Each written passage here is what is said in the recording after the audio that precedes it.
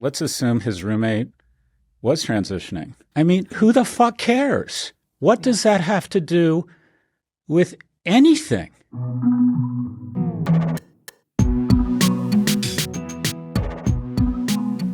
Hi, everyone. This is Pivot from New York Magazine and the Vox Media Podcast Network. I'm Kara Swisher. And I'm Scott Galloway. Why don't we just get started on this? First, we have some competition as we tape. J.D. Vance is hosting the Charlie Kirk show over on Rumble. He announced on X it would be an honor to, quote, pay tribute to my friend. Charlie Kirk's suspected killer, 22-year-old Tyler Robinson, is expected to be formally charged this week. He's currently not cooperating with authorities. I think he's in that fuck that mode since he did what he did. He seems, as Scott and I have talked about, to be terminally online. Robinson's motive is still unknown. There's a lot of speculation and misinformation floating around. Utah Governor Spencer Cox shared some details of everything, saying Robin was indoctrinated with leftist ideology and spent much of his time on the deep, dark internet. Cox is saying that Robinson had a roommate and romantic partner who was transitioning. Again, they're not providing any details, so I'm not going to believe anything, including what Cox said. I think he is trying his best, and he's getting enormous pressure from Trump, but when asked it was relevant to motive, Cox said, "That's what we're trying to figure out," though FBI Director Cash Patel shared a link to a Fox News story about it on X. I mean, literally, make your own announcement, Cash Patel, if you don't mind, rather than doing stuff like that. What an idiot he is. So we don't know his motives at all. Again, as Scott and I have been saying, let's find out. Obviously, when you move to murder, there's something very deep and tragic going on, and also possibly mental illness too. You just talked a little bit about your overall thoughts in terms of what we know and don't know. And since you've been down a rabbit hole, I'm not going to believe anything until a trial. That's my feeling. I don't trust Cash Patel in any way.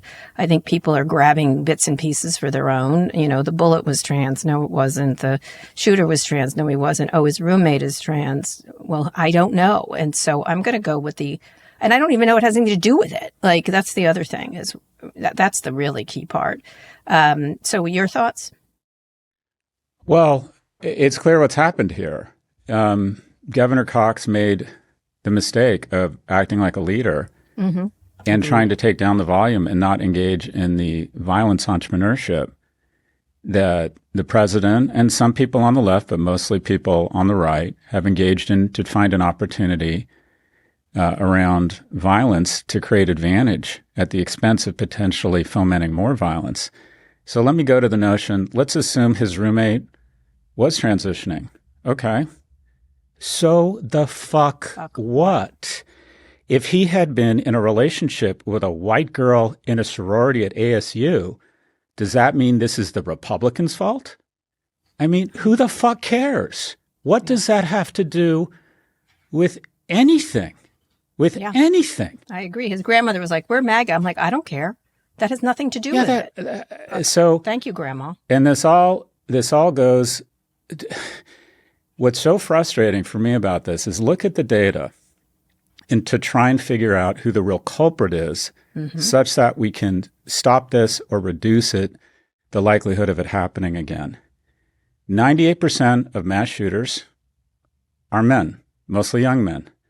Almost every act of political violence, of course, here's my rabbit hole. Let's just talk about the right, mostly the right, but also the left, is doing everything they can from interpreting the font on these bullets to who their roommates are, to find evidence, to cherry pick evidence to try and show that it's the other side of the political spectrum's fault. And this is the bottom line. This kid, he was 22, was raised in a Republican household, registered unaffiliated. And I'm not sure, but I don't think he's voted yet. No, he didn't. Okay, Thomas Matthew Crooks, the person who shot Trump and Butler, registered Republican, and when he was 17, he gave $15 to a voter registration drive that used Act Blue. Luigi Mangione, he was more mission and policy oriented in so much as he'd taken on corporate greed and healthcare as his cause, but he didn't come across as partisan or of any left or right aligned political movement. Vance Luther Bolter, age 57, the alleged killer of the Minnesota political figures, he was more politically oriented, but ultimately no more politically engaged than the stereotypical angry uncle at a Thanksgiving who rants. Cody Allen Balmer, age 38, arrested after the attempted arson and to kill attempted murder of Governor Josh Shapiro. No political associations beyond some angry social media post. David DuPage, age 42, attacked Pelosi's husband with a hammer, broke into Pelosi's house, very online and immersed in conspiracy content, but again, not a member of any group. And so each side is trying to blame the other, and then media tries to play referee to get their ratings up. But this is the bottom line. What do we have in common across all these acts of violence? They are almost always young men, and they are almost always not political extremists, but extremely online. So if you just want to reduce, how about we just reduce violence, including political violence, including mass shootings? Let's figure out how we get more young men to engage with guardrails in the form of relationships, more male mentorship, more males in high school, more economic opportunity, yes, sir, more safeguards. And how about we hold the rage machine that has been attached to that is driving 40% of the S&P's value? How about if we hold them to the same standards we hold every other media and say, if you elevate content that has been directly correlated to rage, which results in violence, mostly violence against themselves. Social media creates a lot of violence against themselves among young girls, a lot of violence of young men against themselves, but also with young men sometimes, and I don't mean to pathologize young men who are extremely online. Most of them will not pick up a gun, but some of them do. So if anyone is interested in actually reducing the violence, they're going to talk about removing Section 230 protection for algorithmically elevated content and providing more opportunity and more empathy and, quite frankly, more love and relationships for young men. Yeah, I'm going to interject.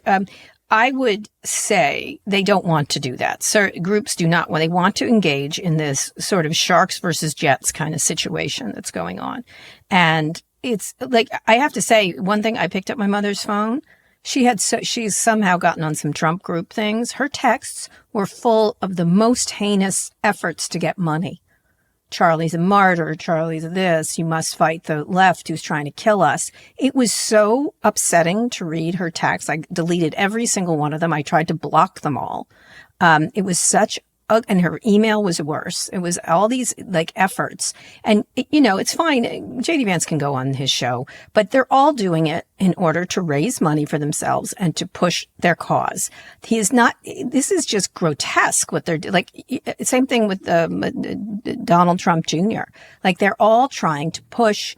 They literally are walking over this guy and using him as like a way to raise money, a way to get people mad, a way to get political advantage. I mean, it's grotesque at this point. Like, have they forgotten their friend died or something like that? I just find it really strange. Like, the stuff on my mom's phone was so disturbing, Scott. I was sort of like, and then you have someone like Elon Musk who is making it worse. Like, Democrats are the party of murder. Party murder. He just was like, he's putting out lists of people who said negative things about Kirk. He's done like a number of things. We have to stop these people. We have to, and now the words are de-indoctrinate. We have to. It sounds like fucking Russia. Like, it's really disturbing. Let's move to that because people across the country are getting fired, suspended, or investigated over posts criticizing Charlie Kirk after his assassination. Washington Post columnist Karen Attiah just shared a while ago that she's been fired over her Blue Sky posts, which are at best nothing. Like, seriously, nothing that she's done here has engendered that. They were waiting to fire her. That's another story. But far-right activists have been doxing people they say are celebrating Kirk's death. Then they're just deciding what a celebration is and what's not, just regular criticism. Defense Secretary Pete Hegseth ordered his staff to identify military personnel who mocked Kirk's killing so they can be punished. These are the free speech warriors. These are the people that went on and on about. So cancel culture they use to their advantage, and now they are doing cancel culture in full. They are the most cynical, non-free speech people I have ever encountered, and it's really astonishing how quickly they move to this. Thoughts? Well, again, it's term I like. It's violence entrepreneurship, trying to reap capital and advantage from an opportunity where you see violence. And another thing we're just not talking about is the CCP and the GRU are having a field day. and do your own research here. Go on TikTok or go on Threads or Instagram or on Facebook or on Twitter. And when you see something really inflammatory from either side, look at the comments. The algorithms elevate content that gets a lot of comments because every comment results in the people who respond to the comment coming back, and that's another impression, another ad, more shareholder value. Look at the really heinous comments that would likely incent and do motivate more comments, more Nissan ads, more shareholder volume. Click on the profile. It's someone with 38 followers. Yes, exactly. Guess what? If I were in the GRU, in the CCP, and I couldn't beat us economically or kinetically, might I decide to do what is happening now and divide us internally? Make the call come from inside of the house? Yep. So Putin has talked about this very specifically. And by the way, the Nazis talked about it. I mean, they have done a great job of convincing us, no, the threat isn't massive energy, a willingness to kill millions of their own people, technology, the largest consumer economy in the world, India, China, and Russia binding together to push back on our interests. We've decided, no, it's some young white liberal saying really heinous things, and they are heinous things, so let's elevate that content, or let's listen to senior advisor Stephen Miller claiming that it's civil war against the Democrats. Let's elevate that content by filling up anything with those feeds with bots, with comments that take that content beyond its organic reach on its own. And what Governor Cox initially said, go out and touch grass, go out and touch people, because generally what you find is... Well, with their consent, but go ahead. Go ahead. Just go touch people. Go out. I don't think that's right. I think we need to be more affectionate. But anyways, I understand. And I also think we need a lot more sex and a lot more alcohol. Okay. Trust me, kids, the risk to your 25-year-old liver of alcohol is dwarfed by the risk of social isolation. I go to conservative places. I meet a lot of people. In person, it is shocking how lovely people are. I get it. I agree with you. But I'm just saying speaking of you going down a rabbit hole, you have to get offline. Like Elon Musk literally just tweeted, someone said, I am now 100% confident that Charlie's assassination was carried out by Charlie's, because he's a friend of his, right? Was carried out by radical left-wing transgender terror cell. Let's get into the evidence. And then Elon Musk tweeted, seems likely. Now, Elon, I'm sorry your kid's trans and you have this reaction. I'm not sorry your kid's trans. I'm sorry that you're such a jackass about it and such a strange, twisted person. But to do things like this, just to create this, I think they believe there's a transgender terror cell, which there isn't, but fine. There's no evidence. The only evidence we have on mass shooters is the following. The overwhelming evidence is that they're young men who are disenfranchised. This isn't about division. It's about the disenfranchised. This isn't even about, I would argue, it's not even about political extremism. It's about being extremely online. Yep. And you and I agree on this. You could get around the most hostile table of political, you could take Rachel Maddow and Tucker Carlson, these shooters, these folks committing this political violence, they are less politically affiliated than those two. These are people who have not connected to others and have easy access to weapons, to guns, and go extremely online and don't have a good friend, don't have a romantic partner, don't have in-person work, don't have a male role model to say, something's going on with you. What's going on? What are you thinking? Where are you spending your time? What? No, that's not right. Come to my church group. You're going to see how good people are from both political spectrums. Hey, have we been thinking about getting in better shape? Well, I noticed you're acting strange lately. What's going on? You know how much we care about you, right? Are you all right? It's literally a case of it's a case of lack of mammalia. If you put an orca in a tank alone, it goes fucking crazy. Yeah. The worst thing you can do to a dog is leave it alone. Right. And then when you put it in a tank where they start pumping in sound waves to make the orca go crazy, because whoever pumps in the sound waves can make billions or trillions of dollars in shareholder value, which is effectively what's going on. 40% of the S&P right now is represented by companies that have an economic incentive to divide us. This is right. And instead we want to dissect the font on a fucking bullet so we can blame the other side. It works so well. That's the thing. Let me go back to Spencer Cox, because people are like, you shouldn't like him. I'm like, I'm going to a little bit, okay? So he has kept up his criticism of social media, since you're doing it right now, calling it a cancer. In an appearance on Meet the Press, he appeared to be taking notes from you, Scott Gallagher. Let's listen. I can't emphasize enough the damage that social media and the internet is doing to all of us. Those dopamine hits, these companies, trillion-dollar market caps, the most powerful companies in the history of the world, have figured out how to hack our brains, get us addicted to outrage, which is the same type of dopamine, the same chemical that you get from taking fentanyl, get us addicted to outrage and get us to hate each other. I'm seeing it in real time since the tragic death of Charlie Kirk. I'm seeing it in every corner of our society. The conflict entrepreneurs are taking advantage of us, and we are losing our agency, and we have to take that back. Conflict entrepreneurs. I love that. You should steal that. That's exactly what they are. 100. And the same conflict entrepreneurs, may I point out, people like Elon and Jeff Bezos, who owns the Washington Post, are shutting down actual free speech, which people should be able to do. Thoughts? At what point do we get serious about this problem? The media has a vested interest in pretending they're referee and getting more clicks and more views. And notice how quiet big tech has been on this. They know what's going on. They know. I mean, it's really. They'll try to shut down Cox. You know that. Anytime you arbitrage one substance into another, you have externalities. The greatest arbitrage in history has been fossil fuels to energy. You can't build a hospital without massive fossil fuels. The externalities there, carbon, are obvious. The externalities of turning attention into shareholder value, the externality there is rage. These guys know it. They know what's going on. They know that they profit off of this divisiveness and this rage. They're not bad people by commission. They didn't set out to do this. They are bad, irresponsible Americans by efforts of omission.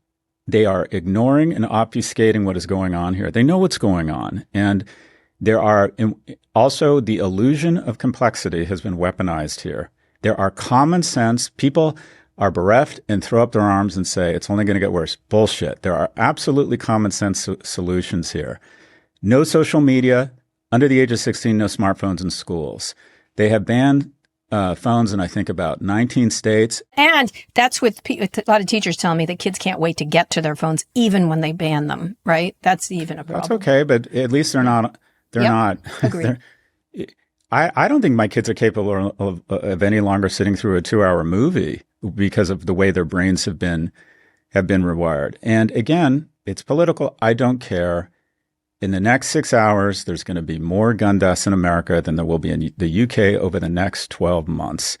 If we want to get serious, there are a variety of programs, more after-school programs, national service, more men in primary education, more money for young people such that they're more economically secure and they start mating. 8 million houses in 10 years such that people have something to look forward to and a way to save money and don't feel is hopeless. Also, let me just take a page out of the right. We have orientation at universities for a week. We have increasingly spent more time at orientation talking about mental health and saying, look, if you're feeling bad because you get your first D, if you're feeling bad because you haven't had a lot of experience with relationships and someone breaks up with you, that is a normal part of life. And what has happened over the last 20 or 30 years is because kids are so sheltered with concierge parenting and with social media, you might feel hopeless. It's not hopeless. Trust me, we've all been there. You need to reach out to someone. There is something to the notion that these kids have turned into this oppressed or oppressor ideology and are going on the hunt for people that say certain things. And I do think that's changing, Scott. Well, and now I hope so, it's the right that's doing it. Let's be clear. I actually don't agree, Kara. 1 out of 3 people on campus now believe that political speech and certain words are violence and can warrant actual violence. And it is mostly from kids who are strongly on the left. And I think hold that's on, changing. let me finish. Go ahead. College should be a safe place physically. It should be a dangerous place intellectually. Yes, and we have agreed. to tell these kids, and I've seen this firsthand. I've seen them turn it on each other. There's like 2 or 3 kids who are brave enough to support Trump in my class, and everyone turns on them. We are supposed to say provocative, offensive things. Okay, can I make a point there? Yes. If they want to do that, then they should be strong enough to defend it. Like that's actually a good thing. Agreed. To be turned Critical on. thinking. Let's debate it. Let's debate it. Let them have it. Like, but I have to say, one of the things you accuse the left of, not you, one accuse is like, oh, they're shutting things down. It's the people that are actually banning, getting people fired, Agreed. and Are the free speech warriors. Are all the free speech warriors. Yeah, it wouldn't be so irritating that Agreed. they were such free speech warriors lecturing us. You know, someone like Chris Rufo, the rest of them are now using cancel culture oppositely. And Agreed. it's typical. We have to move on, but conflict entrepreneurs, Governor Cox has that right. That's what they're trying to do. And unfortunately, because this is a dopamine hit, we are drug addicts. We are addicts. But you've already seen his narrative change. And quite frankly, Governor Cox, stick to being a leader. You can see, you know what happened over the weekend. He tried to go back again. Over the weekend, Trump called him and said, sign up, motherfucker. And all of a sudden he's saying that there was certain leftist ideology. No, there isn't. Yep. Certain leftist tendencies. He may have had a roommate that was going through transition. Why would you even bring that up? Doesn't matter. Doesn't matter. Doesn't matter unless they're no, it doesn't matter. Doesn't matter at all. He was dating someone that went to a gun range. This clearly is the right's fault. Said no Democratic governor ever in the midst of this type of violence. Ever. Nothing about his grandmother. Great. His grandmother's MAGA. We're not blaming her. Who cares? Right? Exactly. He likes Sydney Sweeney and her family is MAGA. It must be a conspiracy from the right. Yes, exactly. It's exhausting, people. Just pull yourselves out of it. Okay, let's go on a quick break. When we come back, Trump teases a TikTok deal. We'll see. Support for the show comes from Mint Mobile. We all procrastinate, totally understandable. Why do something now when you can just do it later? But what might come back to bite you is procrastinating. That's when you put off something you know could save you money. That's losing out on money in your pocket now and in the future. Mint Mobile's best deal of the year will stop your procrastinating in its tracks. 50% off unlimited premium wireless for new customers. That's 50% off for new customers. Plus, all Mint Mobile plans come with high-speed data and unlimited talk and text on the nation's largest 5G network. You can use your current phone and phone number on any Mint Mobile plan and bring along all your existing contacts. Don't miss out on 3 months of unlimited premium wireless from Mint Mobile for $15 a month. But hurry, because this deal ends September 22nd. Quit stalling and start saving when you make the switch. Shop plans at mintmobile.com/pivot. That's mintmobile.com/pivot. Upfront payment of $45 required, equivalent to $15 a month. Limited time, new customer offer for first 3 months only. Speeds may slow above 35 gigabytes on unlimited plan. Taxes and fees extra. See Mint Mobile for details. Scott, we're back. President Trump says the big U.S.-China trade deal in Europe is going, quote, quite very well. Who knows? He posted on Truth Social that the two countries have reached a deal on TikTok that will make the young people very happy. I don't think he named TikTok, but whatever. That's what he was talking about. Treasury Secretary Scott Bessent, meanwhile, is calling the, quote, framework of a deal, which always makes me, wonder what the hell's going on.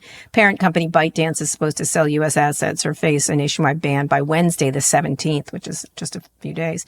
Trump is saying he'll talk to Xi Jinping on Friday. All of this comes as China accuses NVIDIA of violating antitrust law. I don't know. It's good. Everyone who's near this deal tells me it's such a fake deal. It's such a they're really not separating them. It's really not going to be anything but a lot of fakery on top of what it is. And then they'll give some pretty stuff to Larry Ellison, who seems to be winning all day long. Your thoughts? I just think it's bullshit. I think this is a fake story. Let me use the term fake news. I just don't. I don't. You don't do it with conviction. I don't buy it. I don't buy it. Me neither. It's fake news. It's from. Yeah, sure, okay, sure. We'll see. They're just trying to stave off that deadline. Yeah, and it's an excuse to not ban TikTok because Trump has decided that TikTok, the CCP, when they were about to be banned, said dial up the algorithm to be positive Trump. And then somebody on his team came back and said, oh, no, TikTok's good for us. And all of a sudden, he now likes it. And one of his biggest donors, who gave him 9 figures, is one of the biggest shareholders in TikTok. This is pay for play.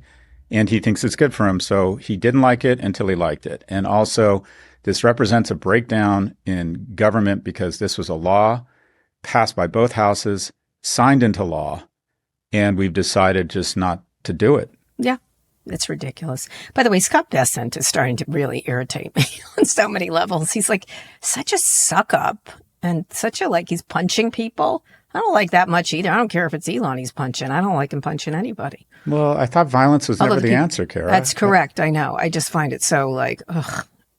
Anyway, yes, Scott and I will believe it when we see it, and we think it's probably a lot of nonsense and that you aren't going to be protected from the CCP with this gang. That's for sure. OpenAI is also making some big moves on the way to becoming a for-profit company. This is something they've been trying to do. Musk has been trying to stop, that they're finalizing terms for a new agreement with Microsoft. Microsoft is expected to take roughly a 30% take in the reorganized company. OpenAI's nonprofit parent will also hold an equity stake valued at over $100 billion. But attorneys general in California and Delaware say they still have serious concerns about user safety, good for them, and want to see improvements before signing off on restructuring. What do you think about this? I assume there'll be an IPO, correct? That's the way it looks like it's heading. Once they get this through, this idea of essentially a for-profit company with a vague nonprofit hanging over it. And again, Musk still has legal challenges to a lot of this, and he has a lot of allies still. I think it would be so interesting to see what OpenAI's legal bills are and what's happened to the cadence of those legal bills, because there is so much money on the line. And this thing is so, just as there's technical debt, you come into an organization and they've invested so much in old mainframe technology that I was on the board of a Yellow Pages company. And they said, when we actually fired the CIO was when he came in and basically said, it's going to take us 18 months to reconfigure the technology. It's like, it's a fucking Yellow Pages company. This isn't a cloud company.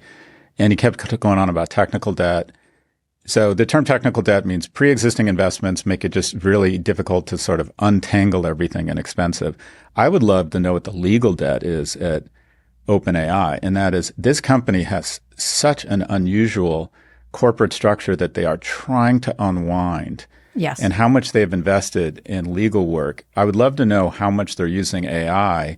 They must be spending $10 or $20 million a month on lawyers right now. At least. I would love to know, as a case study, how they're deploying their own AI to reduce their own legal costs. That's a funny clip. But what about an IPO? I assume if this gets through and the restructuring gets through, which probably it will, given the money at stake here, because they're spending money all over the damn place. They got to get cooking on the making of the money. It's a really interesting question because there are 3,700 publicly traded companies right now.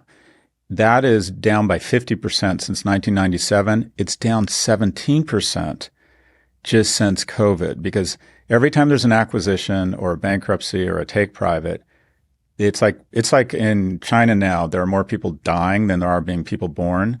So the same thing, there are more companies coming off of the NASDAQ and the S&P than are going on.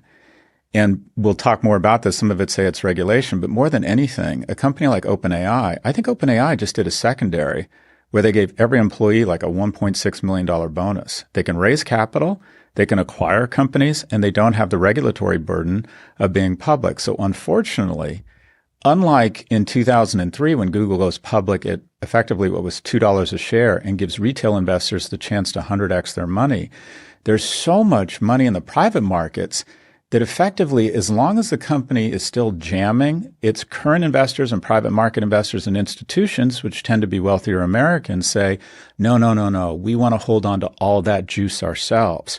So increasingly, you would have never had a company like OpenAI worth $500 billion having not gone public.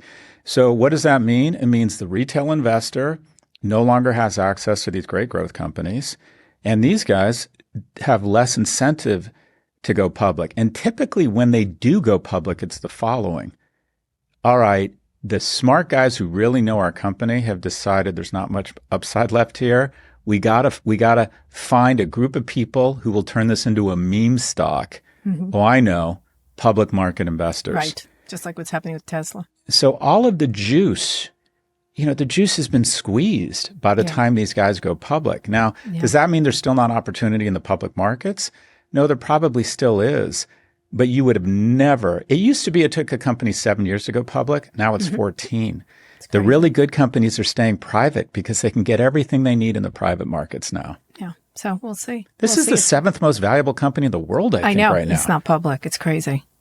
The only one that I was thinking that was really bad but never went public was Mars. Remember, the Mars people never went public. It was the Mars family. Also, it used to be a company called Bechtel. And then before that, my biggest client in the 90s was Levi Strauss & Company. Yeah, yeah. And these were not like big companies because the only way you could attract employees, make acquisitions, all of that good stuff was to be a public company. All of those things are now available in the private markets. So, I mean, we'll see what happens, but they definitely probably will go public, presumably, correct? I'm assuming they will at some point. When that moment passes. I want to mention a bizarre moment from Tucker Carlson's interview with OpenAI CEO Sam Altman last week. Carlson brought up a conspiracy theory about the death of an OpenAI whistleblower, which is being pushed by Elon Musk, by the way, suggesting it was murder, not suicide, as authorities had ruled. Let's listen. And if he was your friend, I would think you would want to speak to his mom or... I did offer. She didn't want to. So do you feel that, when people look at that and they're like, it's possible that happened, do you feel that that reflects the worries they have about what's happening here? Like people are afraid that this is like...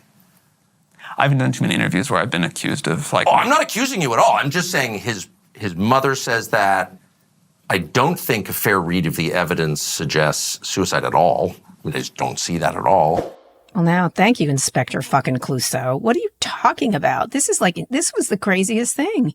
Like, don't you think we should entertain conspiracy theories that there's a cult and, there's a murderous cult inside of OpenAI? I mean, I don't know why he sat down. I couldn't understand why he would talk to this guy, given I get why he would, but ew, the whole thing was really strange.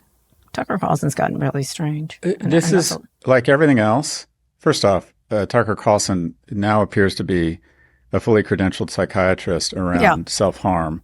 Yeah. Because he's decided that this guy does not qualify as one of the 25,000 people who every year decide, I'm really down, I'm really depressed, and oh, by the way, there's a gun upstairs. I know what to do. Okay, first off, this is just all about money. And that is Tucker Carlson, who I think is a bright guy, decided, oh, I know how to get this to be a Ted Cruz-like viral moment and be number one instead of number four in podcasting and make more money. I'll create a rumor in front of one of the most powerful people in the world that he's a murderer. That's what he's saying right here. Yes, he is. That's he's what saying, Sam was like. I think you murdered this guy in some sort of thriller. And let's go back. Aside from the fact that while I think Sam Altman might be a sociopath, and that is ignoring the harm of AI because there is so much pressure on him to live up to the incredible expectations. And that is not a nice thing to say, but I have a lot of fact patterns around all these guys who in their hushed tones pretend to give a flying fuck and then go on to build character AIs with no guardrails that result in real harm. I believe that that economically it would be really stupid for Sam Altman to put out a hit on one of his employees. Yeah, I would agree. For a lot less money, he can give money to Charles Schumer and to Senator Cotton and make sure that there's no legislation that gets in the way or slows down AI, or show up to a dinner and say, gee, President Trump, your big orange cock is like nothing I've ever seen, and it's so Apparently huge. It's little and mushroom-shaped. And you're such a great kisser. It is so much easier and low risk for Sam Altman to pursue legal means of economic success than to order a hit on one of his employees. Sam Altman is already a billionaire. He would never risk spending the rest of his life in prison.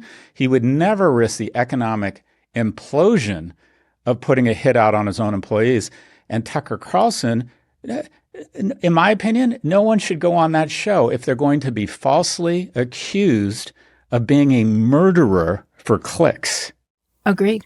I agree. I think it's crazy that he sat there. I actually texted him. I'm like, oh, so you're a murderer. Good to know. It's just ridiculous. Like that this guy did this. Anyway, we don't believe he's a murderer, just officially. All right, Scott, let's go on a quick break. When we come back, Paramount Skydance tries to shake up Hollywood with a new deal. Support for the show comes from Hims. When it comes to your money, your goals, and your future, it's important to have options, the freedom to choose. But when it comes to your healthcare, it too often feels overly prescriptive. One-size-fits-all treatments, preset dosages, zero flexibility. It's like trying to budget a fixed expense with no alternatives. But now there's another way with Hims and Hers. Hims and Hers is reimagining healthcare with you in mind. They offer access to personalized care for weight loss, hair loss, sexual health, and mental health because your goals, your biology, and your lifestyle are anything but average. No membership fees, no surprise fees, just transparent pricing and real care that you can access from anywhere. Feel like your best self thanks to quality, convenient care through Hims and Hers. Start your free online visit today at hims.com/pivot. That's HIMS.com/pivot to find your personalized treatment options. Not available everywhere. Prescription products require provider consultation. See website for full details, important safety information, and restrictions. Scott, we're back in the small ball area. As I predicted last week, Paramount Skydance is praying for a mostly cash bid for Warner Brothers Discovery, backed by the Ellison family, who's richer than ever. For those trying to keep score at home, Paramount itself was just acquired by Skydance last month, and Warner Brothers Discovery has plans to split into two separate companies, one with the big studio and streaming properties, the other gets the live cable networks. Currently, Warner Discovery has double the market cap of Skydance. It's a lot of money. It's $30-some billion. This would be for all of it, so not to split it up. Obviously, they want the Warner Brothers studio and streaming properties. I'm not sure why they're not waiting for the split. The bid hasn't been submitted. We'll see what the FCC thinks, although that guy's a toady to the Trump administration, and if Ellison wants it, Ellison will get it. We'll see. There'll be other bidders, presumably Comcast and some others, if there are bidders. In fact, thoughts? This is huge. Because there's so much news, this would have been huge news. It's been drowned out. Warner Brothers Discovery, who has the highest paid investment banker in history, their CEO convinced a bunch of investors to buy Warner Brothers from AT&T, and in exchange for destroying a massive amount of shareholder value, has taken out about $333 million. He's the most, maybe with the exception of Chamath Palihapitiya, he's the most well-compensated investment banker in history.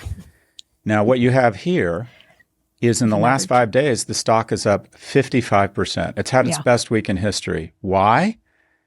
Because Larry Ellison figured out there should be a number two to NVIDIA, stopped doing stock buybacks, made a massive bet on being the number two infrastructure provider in AI, and announced an agreement where OpenAI was going to commit to $60 billion a year in compute from Oracle, despite the fact it's only running at $10 billion a year. And in one day, Larry Ellison increased his net worth $130 billion. So he can afford this. Larry Ellison could buy 3 Warner Brothers with the gain in wealth he registered in one day. And this is where it all heads, and I think it's fucking fascinating, and I wish I had the time to do more about this, but instead I'm spending a ton of time trying to talk about young men and its relationship to online speech and everything. Anyways, I went to go see the Fantastic Four. Mm-hmm. I hope there is never a sequel or a superhero movie ever again. I hate these superhero films. Yeah, this one didn't get good reviews. Superman did, but go ahead. Anyways, I love Vanessa Kirby. I think Pedro Pascal is a movie star, and my son loves superhero movies, so we went. And like all 15-year-olds, or not all, my son makes me stay through to the very end because these goddamn movie makers always have an Easter egg at the very end. Do you realize how long the credits went on for? I've done it. My friend. So I typed into AI approximately how many people worked on Fantastic Four. Somewhere between 12 and 1,500 people worked on that film. And I got screenshots online. It had things like costume design, Sweden, and it had 20 people. This is what's going to happen. They're going to roll up these companies, and then at some point, Larry's going to say to his son, all right, I gave you a bunch of money to plan traffic. Now it's time to get serious. Are they going to do that through innovation or new types of movies? No, this is what they're going to do. That movie probably cost $200 million to make before even marketing. He's going to go, we're very good at AI. We have the best AI infrastructure, cloud, relationships with LLMs. I need you, David Ellison, to come here, and we're going to figure out how to take a $200 million film and produce it for $20 million by going through each line item. Let's say costume design, 50 or 60 people. We're going to use AI, the agentic layer that speaks to AI-enabled fabricators in China, and we're going to need 3 highly skilled costume designers to basically put in long prompts that use 3D imaging and all sorts of shit to basically get the costumes made with 3 people, not 20. And they're going to go through each of these things that have 30, 40 people, and then we're going to reduce it to 3 or 4. And it's going to happen at Ellison's company with the help and the urging of Dad at Oracle. And then with TikTok involved with it too, the whole thing. I know that's interesting. You thought this was like a nothing burger, small ball. You always was like, Paramount, who cares? But you think this is a big deal? Or you just in the world of media it is, but when I say small ball, if Larry Ellison had 15 kids, he could give each of them a Paramount with the economic gain he had in one day. Yeah. So there's the economy, and then there's the economy, which is AI. Right. I mean, everything is being driven. Who would have thought? You're about to see costume designers, 70% of them get their real estate licenses in Hollywood because Oracle announced its best earnings in history. Yeah, this is impacting everything. Well, see, others will try to get this. Comcast will try to go for this. Maybe I don't think they can afford it. Apple, that's the thing. He's so fucking rich. This is the thing, Kara. Yeah. These are shitty businesses. Yeah. And they're declining. Yeah. And I was approached by a group. Here's 2 examples of companies that are going to get the shit kicked out of them with AI. Gartner has this amazing business where if you're a small regional bank trying to figure out should we use Azure or AWS, you call a stay-at-home mom who's learned everything about cloud companies, who lives in Madison, Wisconsin. She makes $200,000 a year. She works from 7 in the morning to 3 in the afternoon answering questions from clients, and Gartner charges First National of Oklahoma $120,000. Now that person, the CTO, and they do a good job. It's an amazing business. Stock has tripled since 2017. They do an amazing job. Now the CTO at First National of Oklahoma has figured out if they type in a thoughtful prompt, they can get the pretty much the exact same answer back for their $20 a month, GPT-5 Pro subscription. And since the beginning of the year, Gartner's stock has been cut in half. And I think AI is going to come after that business. OnlyFans. I was approached by a group of people that said, we're putting together an investor group to buy OnlyFans. Why are they selling? Because to do 60 minutes of video cam with a live creator costs anywhere from $300 to $1,200, depending on the popularity of that creator. AI is going to start to create AI girlfriends that get closer and closer to the thrill of watching a live person talk dirty to you or whatever. And the folks that own OnlyFans are like, we're out. We have seen the future. I mean, you're going to see so much of this stuff, so many interesting places. And here's the issue, moving to solutions. This is going to create so much economic value. Here's an idea.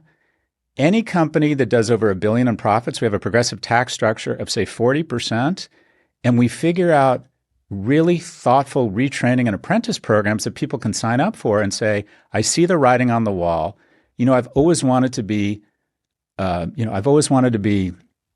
knows? I've always wanted to be a therapist. I've always wanted to be in nursing. I've always wanted to do something with my hand, whatever it is, retraining, right? But instead we're like, let the thoroughbreds run and let the shit shake out where it is. That's right. That is correct. Guess where we are? Larry Ellison is now trained daddy from Gilded Age. That is what's happened here. And we'll see how that goes. It's not going so well for trained daddy. That was almost as good as your what was that? You were making a reference to that 50s musical, The Sharks and what was The that? Sharks and the Jets, West Side Story. I'm very culturally. God, could you be any older? Oh, stop. Jesus. Train Daddy. Gilded Age is very popular. I'm sorry to tell you that. But it's owned by Warner Brothers, by the way, speaking of which he will now own. Oh, is that the one Daddy. with Cynthia Dixon? Yeah, Cynthia Nixon. Yeah. Cynthia Nixon, excuse me. Nixon, yeah. Miranda. Yeah. Well, anyway, we'll see if they get it. I can tell you one thing. Kara Swisher will not be working for the Ellisons. Let me just make that statement right who now. knows?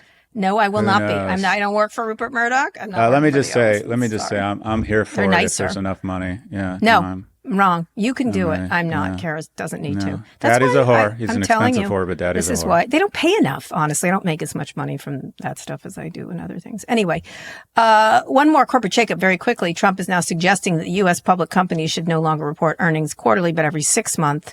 I would think you might like this idea. I didn't hate it.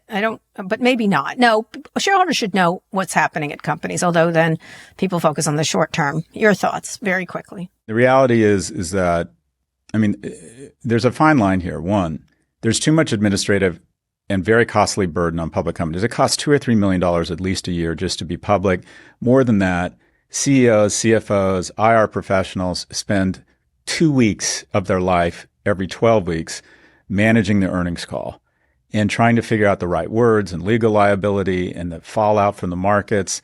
So it makes sense that the administrative burden should lessen. Having said that, one of the reasons our market trades at 26 or 27 times PE and every other market trades from 22 to 12 is because of the regulatory burden. Orphans and widows are less likely to find out they own stock in Enron when they buy a company in the S&P versus a company. I was pitched by a hedge fund 10 years ago that said, all we do is find fraudulent companies in China, and they're everywhere. Because the regulatory standards, and they have gone up the last 10 years, weren't as high. So the whole idea of these regulatory standards is when you buy a company in the S&P 500, it may go down, it may not have a good future, but there's much less likelihood of outright fraud because of these regulatory constraints. Now, good private companies, every company I've run or been an investor in that's a good company, we do effectively what is an earnings call every 3 months. However, it's not the same level of regulatory burden. What I think is going to fill the void or the delta, quite frankly, and this is an opportunity, is some sort of AI good seal of approval. And that is, okay, company X, if you send us your financials and let us tap into your APIs, we're every 3 months going to put out a rating on the financial health. Basically, these companies every 3 months are to signal growth and also to make sure there's not fraud. I can see an AI good housekeeping seal of approval, Better Business Bureau, Rotten Tomatoes, which has become an arbiter of whether you want to waste your time, that says it doesn't look as if this company, similar to a Fitch or a Moody's or an S&P, it doesn't look as if there is fraud here. It's got a 2% rating of fraud, not 99, because you probably Well, that calls for more scrutiny then, not less. You like 6 months, or do you not like 6 months? Oh, I like it because the reality is the administrative burden, it goes back to what we said previously. There's too few companies that are public and there's too few companies for retail investors to pick from. Part of the reason companies are not going public is because of what has probably become burdensome regulatory oversight. Now, it's a fine needle to thread. You do want some disclosure requirements. I believe that AI will create a level of disclosure and fraud protection should you decide to engage in with it that could give you a good housekeeping seal of approval that it's unlikely fraud is taking place here. And there will be hopefully more public companies, because the reality is if you can bet on whether there's civil war, which you can right now in Polymarket, should we really be infantilizing investors and not letting certain companies go public for risk or a belief that we need to protect them? Jesus Christ, people can bet on the Super Bowl on their phone right now. So if it's gone overboard. We need more public companies. We need retail investors to have access to more companies. I thought you would like it. I actually do too, because the short-term thinking of all our companies is really problematic, I think, in a lot of ways. That's a bigger problem in the United States and America, but still. All right, one more quick break. We'll be back for wins and fails. Okay, Scott, let's hear some wins and fails. Would you like me to go first? Please. Okay, guess what's coming back? Hunting Wives, and they did the funniest. You were going to say the L word or something. No, that is maybe coming back. The Hunting Wives is coming back for season 2, and they did. I have to say, Malin What is the Hunting Wives? You need to watch it. Just watch it and then call me. Wait, is that the one with Charlize Theron and someone else make out? No, that's another one. There's plenty of lesbian things, material going on these days. But no, it's MAGA Christian gun-toting lesbians. So there you go. MAGA Christian gun-toting lesbians. In Texas. Just what you said there, I'll see it twice. Exactly. So it's coming back to, and they did the best. Malin Ackerman and Brittany Stowe did the funniest announcement using a cell phone conversation that was very hysterical. And congratulations, ladies. And I'm hoping to interview the creator of it because it's just so funny. It's exactly what we need at this moment. I have to tell you, it brings together MAGA and lesbians in a way that's really satisfying. I don't know how they did it, but they did it. That is my win. My fail is Donald Trump and his incessant lies, and especially Bill Pulte, who is just a Nepo baby imbecile. They accused this woman, Lisa Cook, of mortgage fraud. Bullshit. Turns out it's bullshit. Yeah. registered it as her vacation Bill home. Pulte. Oh my God. Stop it. You liars. They raise this is what they do. They raise a lie and then it's not true, but they've caused damage along the way. They do not care about the truth. And that is Bill Pulte in any other place. So would Kash Patel. So would Pete Hegseth, so would Christine be fired for their rank incompetence. But as long as they salute at the leader, dear leader, they're going to stay in their jobs. But that guy is really a heinous piece of shit. And let me tell you, Bill Pulte, call me up. Come and visit Kara Swisher, because what you did to this woman is reprehensible and I know why you're doing it, but it's grotesque. And at some point, this has to stop. Maybe it doesn't, but it should stop. Anyway, that's my fail. So funny. I don't know. One of my favorite movies is a movie called Hannah and Her Sisters. Yes. And there's a scene, Max von Sydow is having an affair with a much younger woman, who I thought was one of the most beautiful women, and I'm dating myself, with Barbara Hershey. Yep. And I always remember that movie. Oh God, what was it with Bette Midler? Beaches. Thank you. And I just thought it was hilarious. I always joke that, of course, one of them gets cancer and dies, and everyone's crying at the end. And I thought, if Bette Midler was dying, there wouldn't be a tear in that. Not house. so. I love that Bette Midler. Oh no! When it's the hot, sublime, beautiful one that dies of cancer, everyone's crying. A national fucking treasure. But go ahead. I'm not making a statement on Bette Midler. I'm making a statement on how luxus we are. Anyways, but in the movie Hannah and Her Sisters, Barbara Hershey wises up and decides that she's going to leave Max von Sydow. And he's panicked and he's upset and he's like, "You're my link to the outside world." I feel like you have become my cultural link to the outside world. I watch Premier League football. Other than that, I don't turn the TV on anymore. Trust me on the Hunting Wives. Go ahead. No, I take your recommendations. I just wrote down the Hunting Wives. Anyways, okay, so my fail is along the lines of government incompetence. One of the most storied, best brands in government, institutions, one of the best institutional brands in the world is the FBI.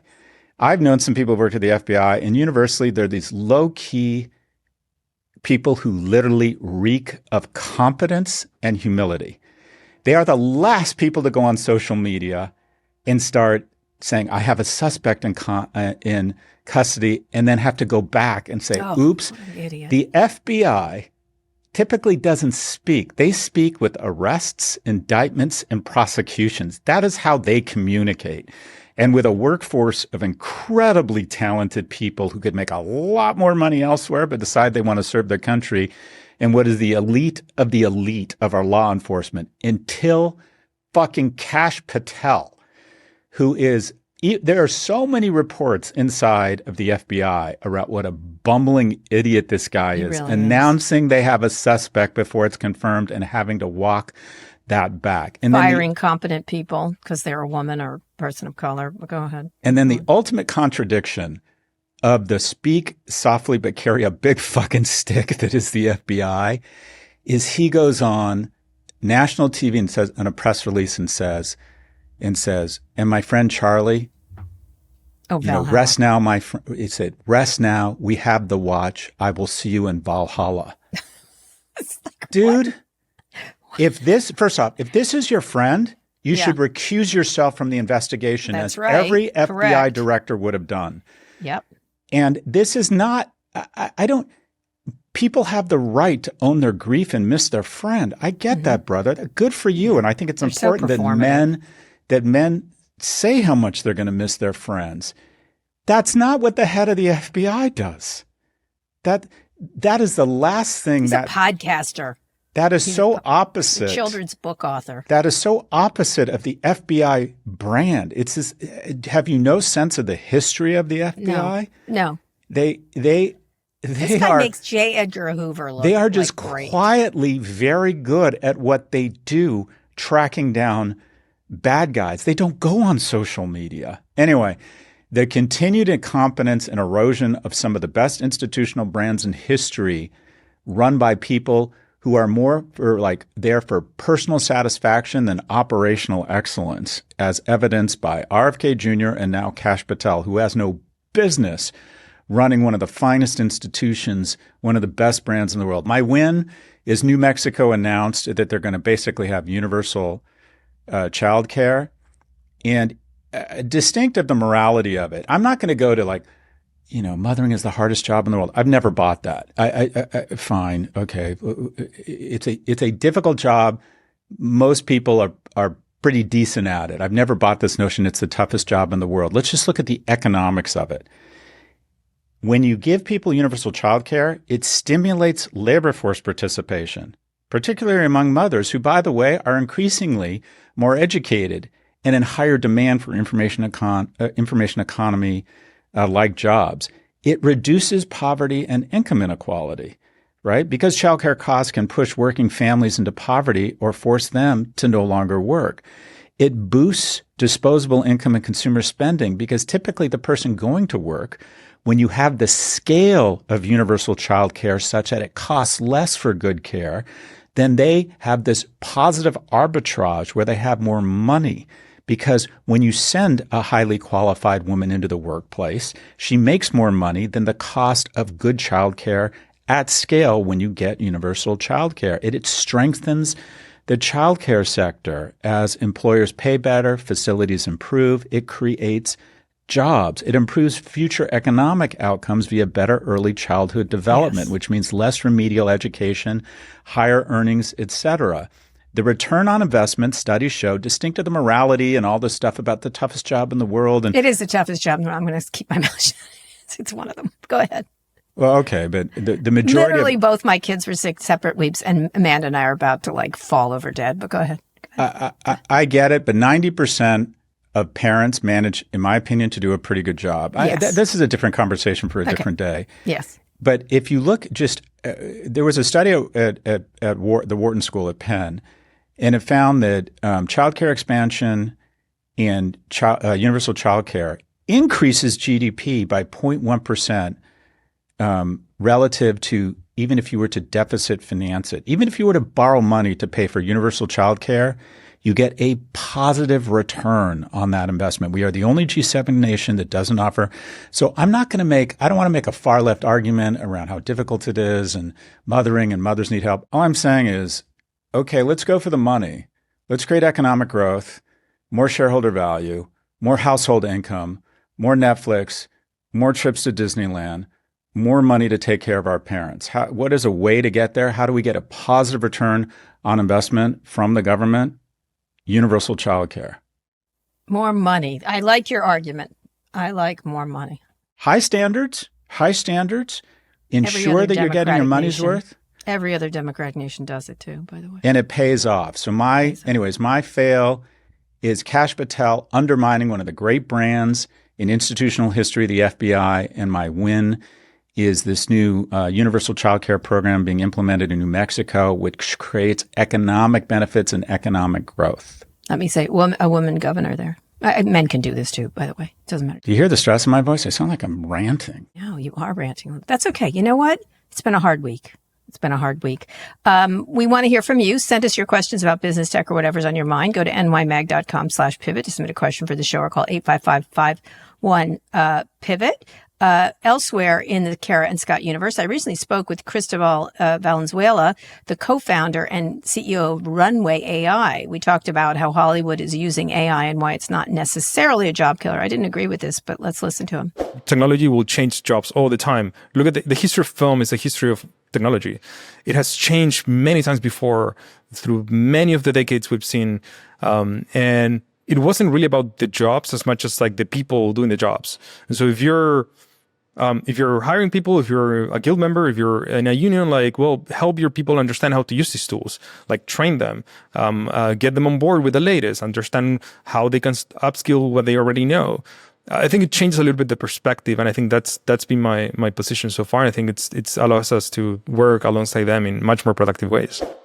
He's making a good case, but we'll see. Did he bring his crack pipe with him? Okay.